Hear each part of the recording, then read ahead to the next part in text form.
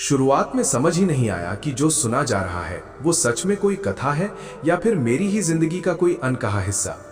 शब्द साधारण थे, घटनाएं जानी पहचानी लगती थी, लेकिन मन के भीतर कहीं कुछ हिलने लगा था, जैसे किसी ने बिना इजाजत भीतर का दरवाजा खोल दिया हो।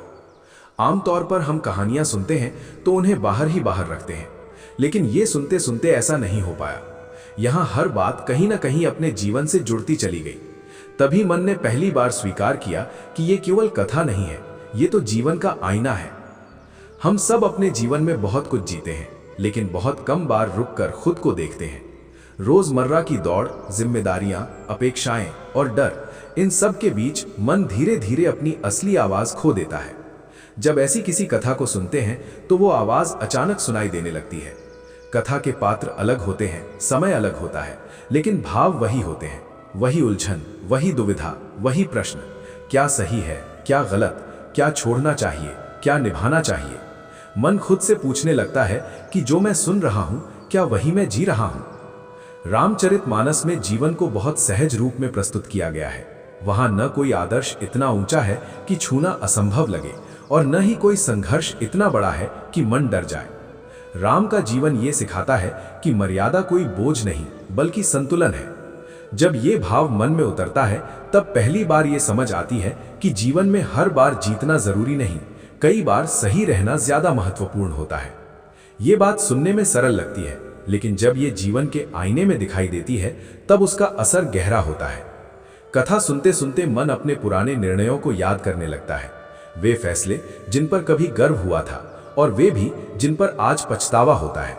लेकिन यहाँ कथा किसी को दोषी नहीं ठहराती, वो बस दिखाती है, जैसे आईना दिखाता है, न तारीफ करता है न आलोचना।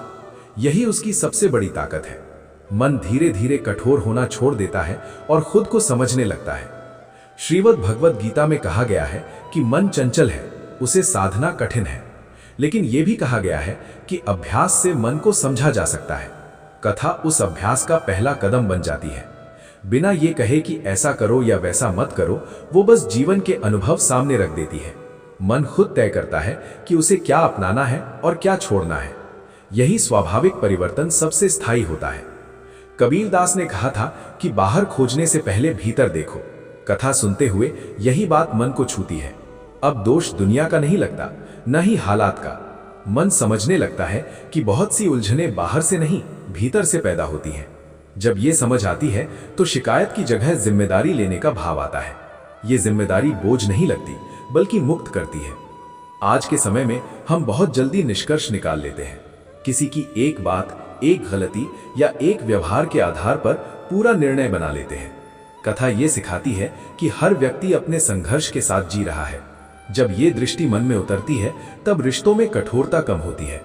मन पहले जैसा प्रतिक्रियावादी नहीं रहता, बल्कि समझदार होने लगता है। यही वो बदलाव है जो बिना शोर किए जीवन को गहराई देता है। सूरदास के पदों में जो समर्पण दिखाई देता है, वो आंख मूंद कर मान लेने की बात नहीं करता, बल्कि प्रेम के साथ स्वीकार करने की बात करता है। कथा भी यही सिखाती है कि जीवन को जैसा है वैसा स्वीकार करना हार नहीं, बल्कि समझदारी है। जब मन ये सीख लेता है तो तनाव अपने आप कम होने लगता है। चीजें वैसी ही रहती हैं, लेकिन उन्हें देखने वाली आंख बदल जाती है। धीरे धीरे ये एहसास होता है कि कथा का असर केवल सुनते समय तक सीमित नहीं रहता, वो हमारे रोजमर्रा के व्यवहार में उतरने लगता है। बोलने का तरीका बदलता है, प्रतिक्रिया का समय बदलता है, और सबसे महत्वपूर्ण, सोचने की दिशा बदलती है। मन अब हर समय भागता नहीं, बल्कि कई बार रुक कर देखता है कि वास्तव में जरूरी क्या है। यही वो क्षण होता है जहां समझ आता है कि ये कथा किसी और की कहानी नहीं थी, ये तो हमारी ही जिंदगी का प्रतिबिंब थी। फर्क बस इतना था कि यहां हम दर्शक बनकर देख पा रहे थे, इसलिए सच साफ दिख रहा था। जीवन में रहते हुए हम अक्सर सच को पहचान नहीं पाते, लेकिन कथा उसे सामने रख देती है। ऐसे अनुभवों को साझा करने का उद्देश्य यही होता है कि लोग ये समझ सकें कि भक्ति कोई अलग दुनिया नहीं बनाती, बल्कि इसी दुनिया को समझने की दृष्टि देती है। श्री राम ज्ञान मंत्र जैसे मंच इसी भाव को आगे बढ़ाने का प्रयास करते हैं, जहां कथा को केवल सुनने की वस्तु नहीं, बल्कि जीवन को देखने का साधन माना जाता है।